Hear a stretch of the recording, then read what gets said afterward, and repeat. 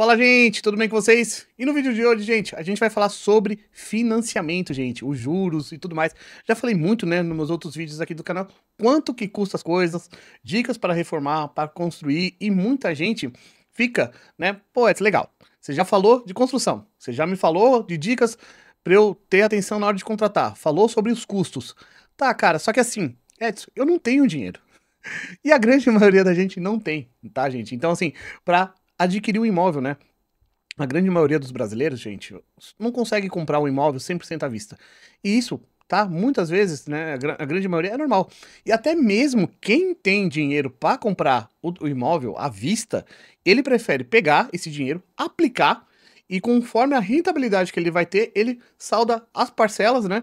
E o dinheiro dele fica lá, paradinho na conta lá, porque ele coloca lá, ah, pô, legal, eu vou pagar 12% de juros ao ano. Só que eu tenho uma rentabilidade aqui na minha carteira de investimento que dá 24% ao ano, 30% ao ano. Então vale muito mais a pena eu pegar esse dinheiro, investir, deixar lá rendendo aquele valor, a rentabilidade dele paga a parcela do imóvel. Ah, mas você vai pagar juros. Mas mesmo você pagando juros, ainda sai mais barato, porque você trabalha com a tabela saque. Ela vem de um ponto e vem descendo. E nesse vídeo de hoje, vou explicar esses detalhes que eu falando aqui, devo estar falando grego para vocês, tá? Então, antes de mais nada, quem sou eu para falar alguma coisa, né, Edson? Gente, meu nome é Edson Oliveira, sou engenheiro civil, sou sócio e dono da Trilhamos Arquitetura e Engenharia, uma empresa especializada em construções e reformas residenciais e na área também, gente, de investimentos e imóveis, beleza? Tá, eu tô tomando meu cafezinho aqui. Muito bom, nossa. Tá um pouquinho frio aqui em São Paulo, gente, não sei aí onde vocês estão vendo. Hoje é março, esse vídeo com certeza vai sair atrasado, gente. Já peço desculpa, mas vamos ao que interessa, legal? Então, Edson, o que você vai falar hoje sobre financiamento imobiliário, gente? Vou falar sobre portabilidade, né? A renegociação e o interveniente quitante. Muita gente não sabe o que é isso, né? Então, vamos começar por parte, né? O que é o interveniente quitante, gente? Que é uma coisa que alguém já viu falar, alguém já sussurrou isso para você em alguma conversa ali de compra do imóvel, algum corretor e tudo mais. Gente, então vamos ao que importa. Por exemplo, muita gente tem dúvida de quando você vai vender o seu imóvel, se o seu imóvel é financiado, você pode vender ele e como que é que você recebe. Vou dar um exemplo. O interveniente quitante é exatamente isso. Eu tenho um imóvel, vamos colocar aqui, que eu tenho um imóvel de 500 mil reais e financiei ele pela Caixa Econômica, legal? Esse imóvel de 500 mil reais, eu fui lá, dei uma entrada na época de 20% e assumi umas parcelas lá em, vamos supor aí, em 30 anos, legal? E eu tô pagando essas parcelas de um certo período, e aí eu resolvo falar assim, nossa, esse imóvel não atende mais às minhas necessidades, eu vou vender. Cara, mas como que eu faço ele para vender se ele tá financiado? Peraí, o que eu paguei, perdi, pelo menos eu recupero pelo menos o que eu paguei. O que acontece nesse caso? Gente, vamos lá. O interveniente quitante, o cara que tá comprando seu imóvel, ele tem duas opções. Ou ele compra à vista, ou ele compra financiado. Quando ele compra à vista, ele só vai lá no banco e fala assim, ó, quando que é o valor para saldar essa dívida, para amortizar, acabar ela com ela. Ah, ele tá em 200 parcelas de R$ 1.000. Só que se ele for saldar essa dívida aqui, que seria 200 mil reais, você paga 150. Beleza, então amortizou, acabou, vida que segue. Agora, quando você compra esse imóvel que está financiado e você quer jogar um financiamento em cima dele, o que vai acontecer? O interveniente quitante. Se for do mesmo banco, gente, até peço desculpa aqui, meu celular apitou aqui, se for do mesmo banco, o banco próprio lá dentro vai fazer o refinanciamento desse imóvel. Se não é do mesmo banco, aí vai acontecer o interveniente quitante. O que acontece? Eu vou chegar lá e falar assim, ó, eu tô querendo meu imóvel aqui que eu comprei na época por 500 mil, hoje ele tá sendo ofertado ao mercado por 700 mil, tá? Eu quero 700 mil, porém, eu tenho de parcela aqui 200 mil reais. Tô devendo pra Caixa Econômica 200 mil reais. Essa pessoa que tá comprando o imóvel, ele não tá financiando pela Caixa, vou dar um exemplo, ele tá financiando pelo Bradesco. Ele vai falar assim, pô, Edson, mas o meu banco é o Bradesco, não tem problema. Os bancos, vão se conversar. Então, o que vai acontecer? O Bradesco vai chegar pra Caixa Econômica e falar, ó, Caixa, o fulano aqui tá querendo comprar o apartamento do Edson. O Edson tá pedindo 700 mil e eu vi aí que ele te deve 200, correto? O banco vai falar, isso mesmo. Então, me manda o boleto aqui pro Bradesco, o caixa me manda o boleto pro Bradesco, que a gente vai saldar esses 200 mil, tá? E a diferença eu vou transferir pro Edson. É exatamente isso, gente. Os bancos vão se conversar, eles mesmos vão saldar a dívida e a diferença vai vir para você. Eu tô dando um exemplo do meu caso, tá? Nesse caso aqui que eu tô falando, que eu comprei um imóvel, vendi por 700, o banco foi lá, saldou a dívida do banco, né? E eu não devo mais nada pro banco. O Bradesco, que esse novo proprietário tá comprando, me transferiu o restante. Então, por exemplo, eu pedi 700, fechou no 700, legal. Devia 200 pro banco. Então, ele saldou a dívida pro banco dos 200 mil, me devolveu meus 500 mil aqui. Legal, tô com meus 500 mil aqui na mão. Aí, mas você vendeu o imóvel por 700. Gente, mas eu vendi por 700 porque o 700 era o que ele valia. Mas, na verdade, o que eu tinha pago dele era 500 só. Então, 200 mil era do banco, teve que ser saldada a dívida. Vida que segue, o cara entra no imóvel e aí ele, dali em diante é dele e do banco, né? Porque fica vinculado ao banco. Então, o interveniente quitante é isso, tá, gente? Fica a dica aí, porque muita gente não sabe, gente. Eu posso estar falando aqui uma groselha, as pessoas vão olhar aqui e falar assim, nossa, esse daí que você falou, eu já sabia. Legal, mas nem todo mundo sabia disso, tá? E aí, gente, outro ponto, né? Que esse daqui eu tenho certeza que muita gente não sabe. É possível, sim, renegociar o contrato com o seu banco atual. Como assim, Edson? É possível? Sim, é possível, tá? Eu vou te dar um exemplo de o que já aconteceu com alguns clientes meus, tá? Vou trazer aqui. O cliente foi lá, comprou o imóvel com a taxa de juros, né, efetiva, né? Porque quando você fala taxa de juros efetiva, a taxa de juros são duas. Tem uma taxa de juros que ele apresenta para você e aí as outras com os encargos e seguros e tudo mais que vai estar embutidos ali. Então, assim, normalmente, hoje a taxa efetiva da Caixa está girando em 12% e meio ao ano. Mas quando eles apresentam para você, eles devem estar apresentando 11,8 ou 12 mais ou menos, mas dá 12,5, beleza? Então, vamos lá, taxa efetiva de 12,5. Aí você está pagando juros sobre 12% e meio ao ano.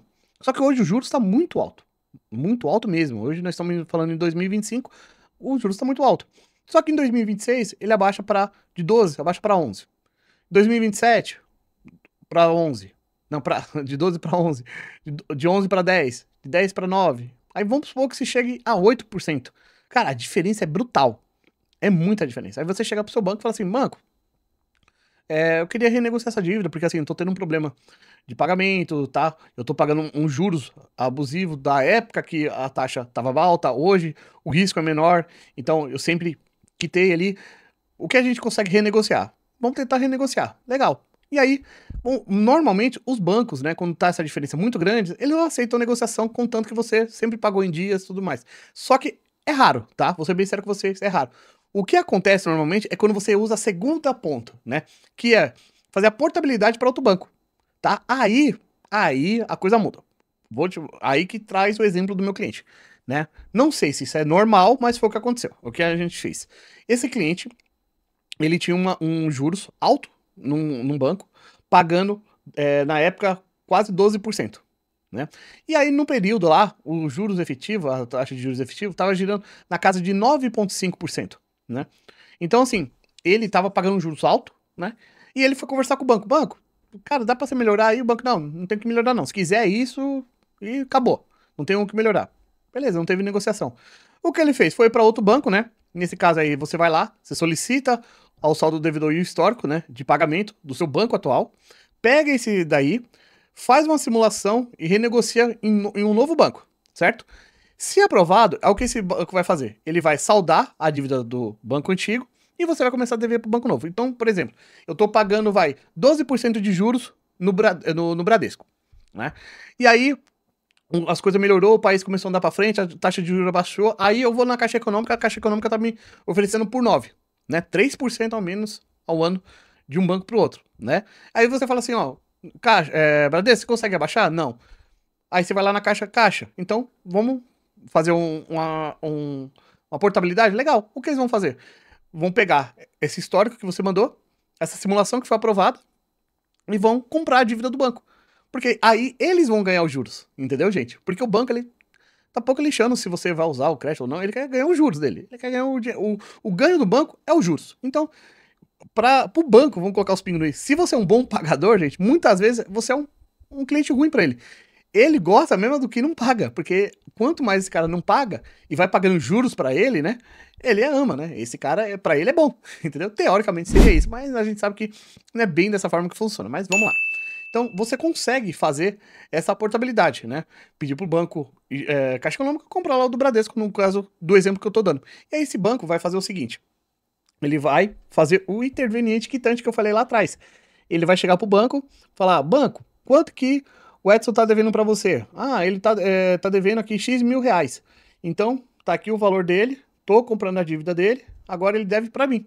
Entendeu? É como se o imóvel fosse refinanciado. E aí você consegue pagar uma taxa de juros menor para esse novo banco, que no caso que eu tô dando exemplo aqui da Caixa, entendeu? Só que tem um detalhe, tá? Isso daí provavelmente vai ter custos cartoriais e custo de avaliação do bem, né?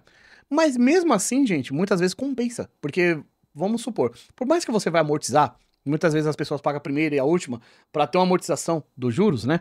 Porque o que acontece, né? Vou dar um exemplo. Eu tenho um cliente também, um outro cliente que, graças a Deus, trabalha com bastante cobre, tem muita gente que faz financiamento, tá? Ainda mais quem tem mais poder aquisitivo, aí sim que não gosta de trabalhar com esse dinheiro, gosta de trabalhar com o dinheiro do banco, que para ele a parcela é irrisória, então tá tranquilo. Então, o que acontece? Eu tenho um cliente que ele tem uma parcela de um imóvel de 10 mil reais a parcela por mês. Ele tá pagando. Só que ele tá no começo desse financiamento. Quando eu fui ver lá, sabe quanto que é amortizado desse valor dele, gente? 2 mil reais. Então, ele, 8 mil reais por mês, ele tá pagando pro banco de juros. Então, quando eu falo pra você que o banco, ele quer os juros, é isso. Então, o que... Ah, mas como assim, amortizado? O que isso quer dizer, gente? Por exemplo, eu fui lá, um exemplo. Nesse caso dele aqui, vou dar o exemplo do dele. Ele tá pagando 10 mil todo mês. 10 mil, 10 mil, 10 mil, 10 mil. Tá certo que é uma saque. A saque, a tendência da saque, ela ia abaixando. Ela começa num valor alto e vai abaixando. Até você paga só o valor que é a taxa, que é a amortização mesmo. Então, o que acontece? Durante aquele período, né, você vai pagando juros e amortização. Juros e amortização. Então, assim, ele pagou 10 mil. Só que da dívida dele, que ele tinha 500 mil, só tirou 2 mil reais. Então, se você para e pensa, pô, Edson, ele pegou um financiamento de 500 mil. Ele pagou 10 mil na parcela, então ele agora pro banco, ele deve 490 mil reais. Exato? Não, errado. Só amortizou 2 mil reais. Ele pagou 10 mil de parcela, perdão, desculpa aí, gente. Ele pagou 10 mil de parcela, só que só tirou 2 mil reais. Só amortizou isso. Então vocês têm que ter atenção a esse detalhe, legal? Então, assim, pagou 10 mil, tirou 2. Então, você achou que ele tinha pegado com o banco lá 500 mil. Você acha que tirou 2 mil, 10 mil, só tirou 2. Então, veja ele tá devendo, ele tinha achado que deveria 490, e na verdade ele tá devendo 498 mil reais. E assim, vai tirando 2 e 2, 2, 2, 2, até chegar lá no final, entendeu? Então, fica meio que constante, vamos dizer assim. Você falou, é lógico, tem umas variações, mas é mais ou menos nessa casa, gente. O que vai diminuindo com o longo dos anos é os juros. Antes ele tava pagando 8, aí foi pagando, vai chegando um momento que vai pagando 7,5, 7, 6,5, 6, e assim vai até zerar os juros quando chega lá no final. Então, por isso que quando as pessoas falam assim, eu posso pagar a primeira e a última, porque a última praticamente já é o sem juros. Então, você está adiantando de trás para frente até o momento que chega ali no meio que não vale mais a pena se você amortizar. Ou você quita tudo para você saldar uma dívida que você tem, ou você continua pagando a parcelinha ali, parcela por parcela até chegar no final, tá? Então, por exemplo, no caso dele, durante um ano, ele pagou 120 mil reais, o primeiro ano de financiamento. As parcelas ali na casa de 10 mil. Tá certo que vai baixando, então, mas vamos colocar número redondo. Ele pagou 120 mil, 12 parcelas de 10 mil. Porém, você acha que amortizou dos 500 mil que ele pegou lá? Amortizou 120 mil reais. Pelo contrário, só amortizou 24 mil reais. Então, teoricamente não. Na verdade, ele pagou 120 mil, menos 24, né? Que, tô fazendo conta de cabeça aqui, dá 96, isso, 96 mil reais. Ele pagou 96 mil reais de juros, só pro banco. Só que isso é no primeiro ano. Conforme você vai diminuindo, você vai pagando menos juros, porque você já mostra que você é um cliente de confiança, né? Por isso que vai abaixando, né? Dessa forma, e você vai saldando a dívida, tá? Então, gente, quando você for financiar, você atente esses detalhes, tá? Então, é possível sim fazer o interveniente quitante. Então, você pode comprar um imóvel financiado e jogar outro financiamento em cima. É tranquilo, tá? Você pode sim pedir uma renegociação do banco, legal? Então, quando você fazer isso com o banco, você pede pro banco aprovar esse valor para você. Se ele não aprovar, joga para outro banco, tá? E pode acontecer, tá? Que eu já vi acontecer isso, que o banco, na hora que você viu que você ia transferir a dívida para outro, ele fala assim, não, eu consigo cobrir a taxa dele. tá? Porque vamos supor, se o financiamento seu é muito alto, quando é muito baixo eles não ligam tanto não, mas quando o financiamento é bem alto, eles aceitam fazer isso, tá? Que era o financiamento de um caso lá, era quase 2 milhões só de financiamento, e eles falaram, não leva o contrato pra lá não. Quanto que ele tá te oferecendo aí? Ah, 9 pontos, tá bom, eu te dou esses juros. Aí acabou aceitando, tá? Ou senão você vai lá e faz o que eu falei, uma portabilidade financeira, né? Transfere seu contrato financiado para outro banco, tá? Mas para isso você, é o que eu falei, você vai ter que ter o histórico, solicitar, fazer simulação, ter custo de cartório e avaliação e tudo mais, tá? Então, tenha atenção a esses detalhes, gente, que para financiar, você tem essas opções, você pode fazer isso, tá? Você que tá com uma casa, um apartamento, um imóvel financiado, você também pode estar agindo dessa mesma forma, tá? E quando você for fazer a amortização, é isso que acontece, tá? Ah, isso, cara, então peraí, eu não sabia que podia fazer isso. Posso? Pode, você pode fazer. Se você for uma tabela saque, você pode pagar a primeira e pagar a última, tá? Não tem problema, você vai ter essa amortização. Se for na tabela price, gente, que aí é outro tipo, tá? Não vou entrar nesses detalhes de saque pra price aqui agora, porque eu acho que o vídeo vai ficar muito longo, mas aí eu não sei se a price permite, tá?